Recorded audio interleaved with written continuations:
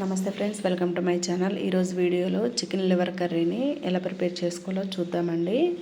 ఈ chicken liver curry prepare చేసుకోవడం కోసం ఒక హాఫ్ కేజీ చికెన్ లివర్ని ఈ విధంగా శుభ్రంగా క్లీన్ చేసుకొని పక్కన పెట్టుకోవాలండి.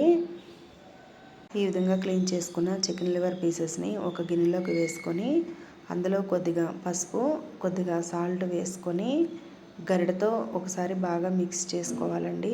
ఈ విధంగా మిక్స్ చేసుకున్న తర్వాత స్టవ్ వెలిగించుకొని స్టవ్ పైన పెట్టుకొని దానిపైన మూత పెట్టుకొని ఈ పీసెస్ని కుక్ చేసుకోవాలి.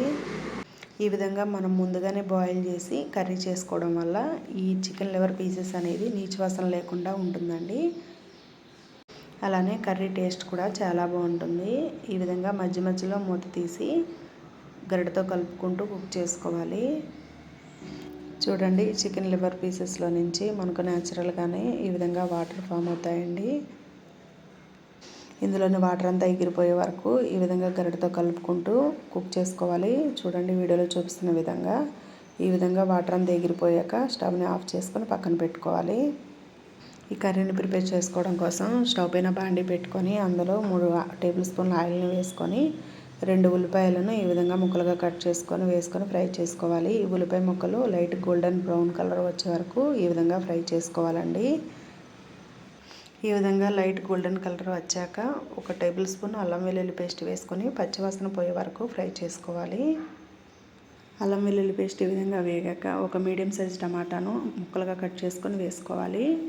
ఈ విధంగా వేసుకున్నాక గరిటతో మిక్స్ చేసుకొని టమాటా ముక్కలు కొద్దిగా ఉడికే వరకు కుక్ చేసుకోవాలి. టమాటా ముక్కలు కొద్దిగా మగ్గాక మనం ముందుగా కుక్ చేసుకున్న చికెన్ లివర్ పీసెస్ని వేసుకొని మొత్తాన్ని మిక్స్ చేసుకోవాలి. మనం వేసుకున్న మసాలాలన్నీ ఈ పీసెస్కి పట్టే విధంగా బాగా మిక్స్ చేసుకోవాలండి. ఈ విధంగా మిక్స్ చేసుకున్నాక దానిపైన మూత పెట్టుకొని ఫ్లేమ్ని మీడియంలో పెట్టుకొని కుక్ చేసుకోవాలి. తర్వాత పచ్చిమిర్చి ముక్కలు, కొద్దిగా కరివేపాకు వేసుకొని గరిటతో మిక్స్ చేసుకోవాలి. ఇక్కడ నేను ఒక 2-3 పచ్చిమిర్చి తీసుకున్నానండి. అలానే ఒక 2-3 స్పూన్ల కారాన్ని వేసుకోవాలి. అలానే 1 స్పూన్ కొబ్బరి పొడి వేసుకోవాలి. ఇప్పుడు వీటిని కూడా మిక్స్ చేసుకోవాలి. ఈ విధంగా మిక్స్ చేసుకున్న తర్వాత మూత పెట్టుకొని ఒక 5 నిమిషాల పాటు కుక్ చేసుకోవాలండి. తర్వాత 1 స్పూన్ గరం మసాలా వేసుకొని మొత్తాన్ని మిక్స్ చేసుకోవాలి. ఈ గరం మసాలా అనేది కర్రీ చివరిలో వేసుకుంటే ఫ్లేవర్ అనేది బాగుంటుందండి. అలానే చివరగా కొద్దిగా కొత్తిమీరను కూడా వేసుకొని బాగా మిక్స్ చేసుకోవాలి. కొత్తిమీర వేసుకున్న తర్వాత ఒక 2 నిమిషాలు ఈ కర్రీని కుక్ చేసుకోవాలి.